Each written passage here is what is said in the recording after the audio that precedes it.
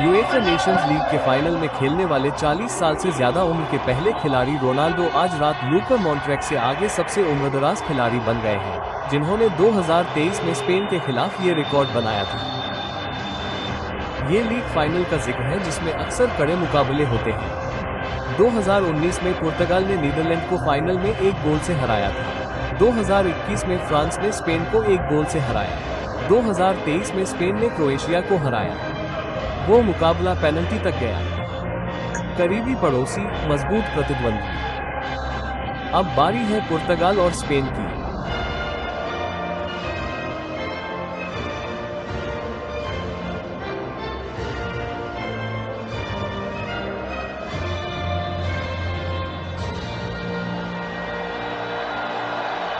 शब्द नहीं लेकिन गरज।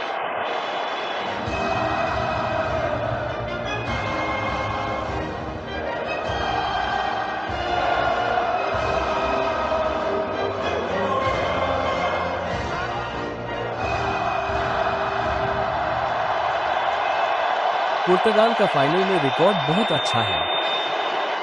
उन्होंने यूरोप में खेले अपने पिछले 2 मुकाबलों में जीत दर्ज की है, 2016 और 2019 में नेशंस लीग फाइनल। इबेरिया के पड़ोसी रॉबर्टो मार्टिनेज अपने जन्मस्थान के खिलाफ। दुनिया के 40 के दशक में सबसे बेहतरीन खिलाड़ी क्रिस्टियानो रोनाल्डो लामनाओ के खिलाफ दुनिया के सबसे बेहतरीन टीनेजर।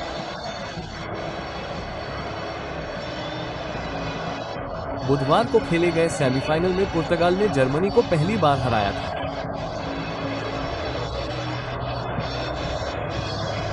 अब पुर्तगाल की नजर यूरो 2004 के बाद पहली बार स्पेन को हराने पर है।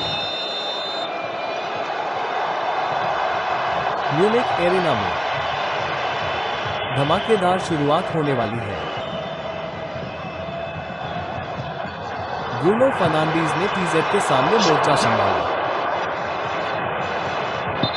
स्पेनिश डिफेंडर ने गेंद देख पर मारी थी और अगर वो गोल हो जाता तो मुझे यकीन है कि इस पर विचार किया जाता, लेकिन जॉन नेव्स ने कभी अंतर्राष्ट्रीय गोल नहीं किया, लेकिन ये बच्चा खास है और उसने गोल कर दिया।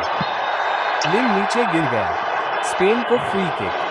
पुर्तगाल को लगा कि उन्होंने उसके खतरे से निपट लिया है, लेकिन वो अभी खत्म नहीं हुआ था। वो एक टीम प्लेयर है जिसका वो बेहतरीन उदाहरण है। वो 2 पुर्तगाली डिफेंडरों को चकमा नहीं दे सकता। गेंद को खो देता है, छोड़ देता है, पूरी ताकत झोंक देता है, लेकिन जरूरी सटीकता नहीं दिखाता। आप समझ सकते हैं कि मैंने क्या कहा। वो बस खेलने आता है और quarterback wide receiver Nico Williams को चुनता है। ये पैट्रिक है।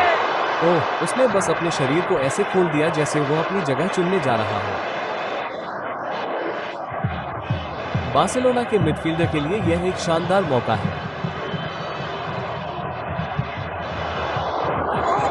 विलियम्स को टॉप कॉर्नर को देखता है और मैं आपको बताता हूं कि वो बहुत दूर नहीं था। ये डियाज के रूप में सही निर्णय लेने के बारे में है, क्योंकि विलियम्स उस पर हमला कर रहा है।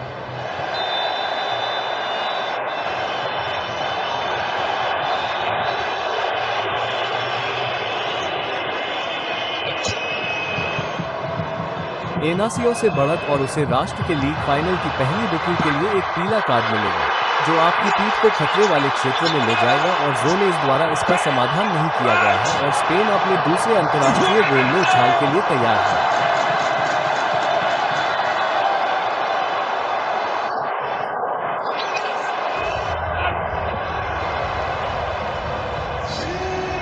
मैंने निकिको विलियम्स के साथ सही आक्रमण विकल्प चुनने के बारे में बात की थी, और यामिन लामल जब वह गेंद उठाता है तो वह नूनो मेंडेस की ओर दौड़ता है। स्वार्थी हो सकता है, बाएं पैर पर कंधा रखने के बारे में सोच सकता है, खुद को गोली मार सकता है। वह नहीं करता है। आप जानते हैं, वो गेंद को बॉक्स में डालता है। रक्षात्मक अव्यवस्था है, ऐसा लगता है। मुझे लगता है रूबेन डियाज ने एक समस्या का सामना किया है, लेकिन उसके लिए बहुत सारे स्पेनिश खिलाड़ी झुंड बना रहे हैं। अंततः गेंद को घर में घुसना होगा। हो सकता है कि वे ऑफसाइड भी देख रहे हो सकता है कि गेंद आगे की ओर क्लिक कर रही हो सकता है कि एक फ्लिक हो और रेफरी भी इसे ठीक से न देख पाए।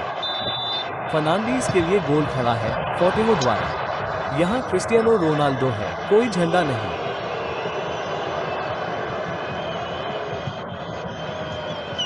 पेड्रो तो चतुर है। अच्छा पहला फुल गोल। वो आमतौर पर दूसरों के लिए ऐसे मौके देता है। नुनो मेंडेस बीच में आ गया है।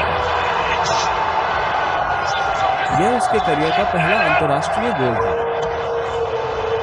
ये बिल्कुल हैरान करने वाला है। अगर मैं मेंडेस का जिक्र करूं तो वो टीम शीट पर लेफ्ट बैक है, लेकिन जब उनके पास गेंद होती है पुर्तगाल, तो उसे मैदान पर आगे बढ़ने के लिए प्रोत्साहित किया जाता है। पेड्रो नेटो का ये शानदार चयन है और उसे बहुत अधिक समय और स्थान दिया गया है। रोनाल्डो शामिल हो जाता है। बिल्डअप में एक प्रश्न चिन्ह है कि वो ऑफसाइड है या नहीं। यह वो फॉरवर्ड रनर क्रिस्टियानो रोनाल्डो होना चाहिए। पुर्तगालियों की जयकार आपको बताएगी कि वो फिर से अपनी जमीन पर डटा रहा। उसने विलियम्स को शॉट लगाने का मौका नहीं दिया। विलियम्स और ओनिल डियो कोस्टा की तलाश में। गोलकीपर की मौजूदगी में पेड्रो नेटो उसकी जेब से पैसे निकालने में सक्षम था। वो गिर गया। पुर्तगाल को फ्री किक और इस बार फैबियन रूइस के लिए एक और पीला कार्ड। कड़ा हो जाता है। रोनाल्डो पेड्रो के क्रॉस से नेट की छत तक आने का इंतजार कर रहे थे। एक बार फिर उसने सही काम किया, जिसने आज रात पुर्तगाली मिडफील्ड में काफी जोर दिया है। और एल्विस के फ्लिक के साथ बर्नार्डो सिल्वा के लिए कोई फ्री किक नहीं है।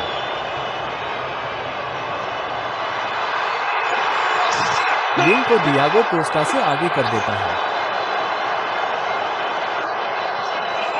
पलक झपकते ही स्पेन अपने ही हाफ के अंदर से पुर्तगाली पेनल्टी एरिया में पहुंच जाता है।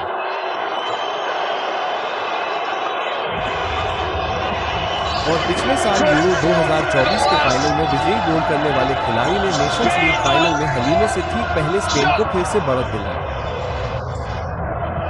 खैर, पुर्तगाली शिकायत कर रहे हैं कि बिल्डअप में एक फाउल हुआ। बेशक इस पर गौर किया जाएगा, लेकिन हमने शपथ का जिक्र किया और वह अपने कार्य दर, अपनी गति, अपनी आक्रमण बुद्धि, अपनी स्थानिक जागरूकता, स्थितिगत खेल के मामले में स्पेनिश टीम में क्या लाता है। मुझे लगता है कि बर्नार्डो सिल्वा पर कुछ संपर्क है। मुझे लगता है कि वो जमीन पर नहीं गिरा है, इसलिए मुझे लगता है कि खेल जारी रहना चाहिए। लेकिन जब वे स्वीपिंग करते हैं तो बस उसके समय से मूवमेंट को देखें। आपके पास इनासियो गेंद पर नजर रख रहा है, आपके पास मूव पर स्ट्राइकर है।